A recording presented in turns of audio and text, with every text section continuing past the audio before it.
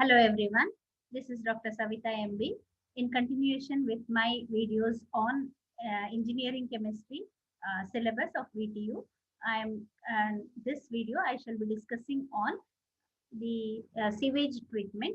All the videos are being uploaded in the channel My Intuition. Kindly refer to that. Okay.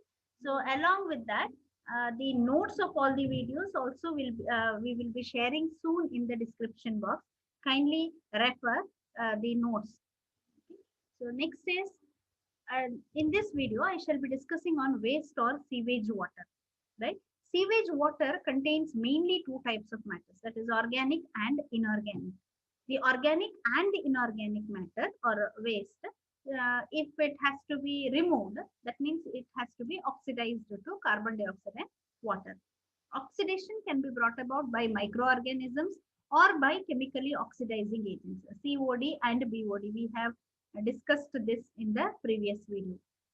Microorganisms can oxidize only organic waste, that is only biologically oxidizable organic matter, right? The oxygen required for this process is called as BOD, biological oxygen demand.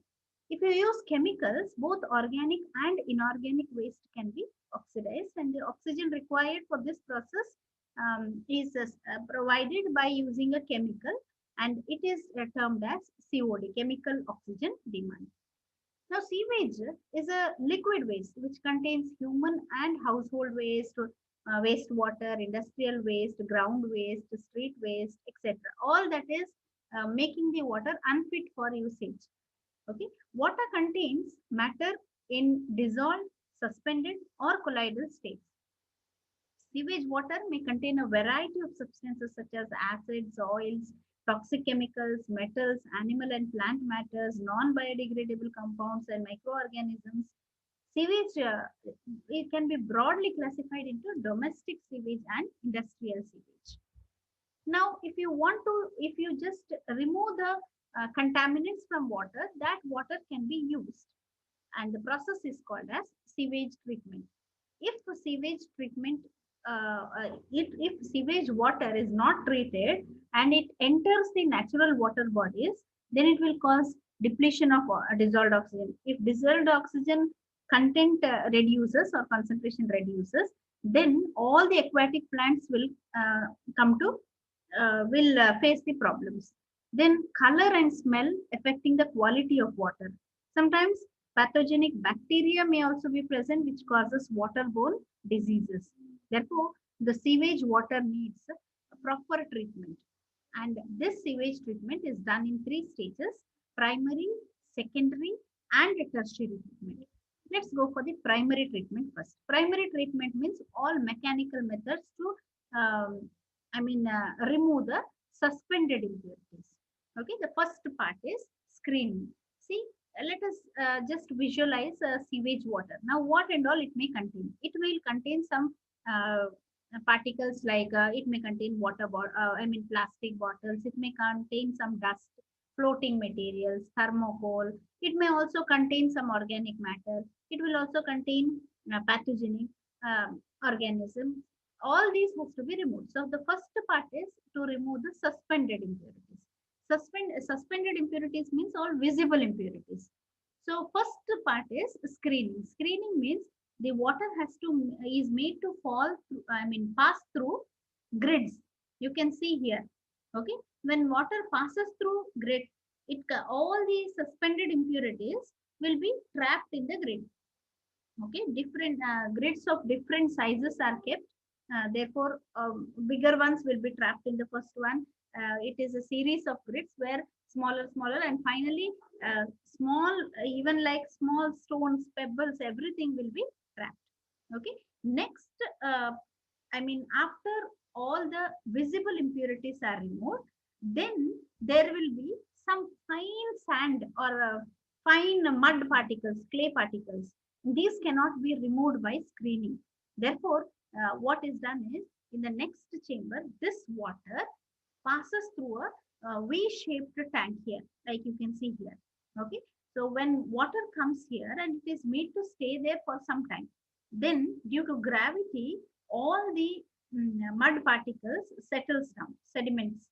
Okay, so with the depending upon the size and density of the particle and on the temperature, the sedimentation takes place. Okay? After the sedimentation, now most of the suspended impurities are removed. Next one is sometimes the inside the water may be having some bad odor, right? So if you remove that gases, you can make the water odorless. So what is done is the water after the sedimentation is led into a shallow tank which is exposed to atmosphere and it is mixed gradually. So that time the all trapped gases will escape out to the atmosphere from the surface. Next one is oil separation. Sometimes the water will be separated as maybe contaminated by oil. What is done here? The next process is oil separation. We need to remove the oil. Okay. What is done is the air is blown under high pressure. That time all the bubbles come and it forms a scum. Okay, above the water layer, which also carries the oil. So you just take out the scum by a skimming process. The water will be free from oil. So screening to remove visible impurities, bigger impurities, sedimentation to remove the very fine dust particles or clay particles, degasification to remove the trapped gases which is causing odor, some bad odor, and oil separation is to remove the oil contamination. All this comes under primary treatment. After the water is primary treated, then you have to go for secondary treatment. Okay? In the secondary treatment, organic matter is completely taken off. Right now, it comes in contact. See here, the raw material is there. It is taken into a tank, okay, where it is inoculated with the bacteria. Bacteria means these are the organisms which can oxidize the organic matter which is present in the primary treated water. In an aeration tank, the primary water, primary treated water, raw water, is mixed with the sludge.